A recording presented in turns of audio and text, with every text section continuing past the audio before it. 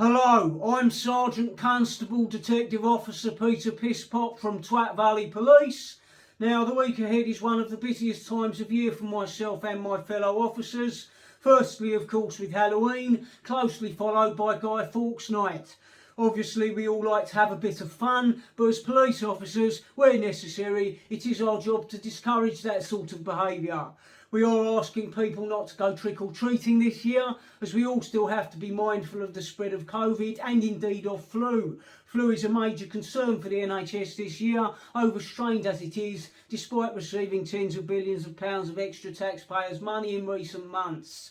The best thing we can do for the NHS is to avoid all face-to-face contact, therefore limiting the risk of spreading illness. And as police officers, if we can impede you from socialising, we will. Additionally, we would ask you all to be mindful of the cultural impact of any Halloween costume you might choose to dress up in this year.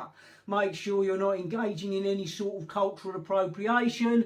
Understand that if you dress as a zombie, that may be offensive to the recently bereaved. If you dress as a vampire, that might be offensive to haemophiliacs. If you dress as a skeleton, that might be offensive to anorexics. And if you are wearing a mask this year, make sure it's surgical rather than scary. Please do not dress in a slutty manner this Halloween, as there are a lot of sexual predators about, and I include my fellow officers in that category. As always, if you do feel sexually intimidated by a police officer, simply flag down a bus. Please do remember that sometimes fancy dress can be a hate crime. Furthermore, at this extra busy time of year, we would ask that you all refrain from engaging in actual crime, such as burglaries, sexual assaults and murders, as we simply don't have the time, resources or inclination to deal with these incidents. As always, stay safe, stay indoors, namaste, kumbaya.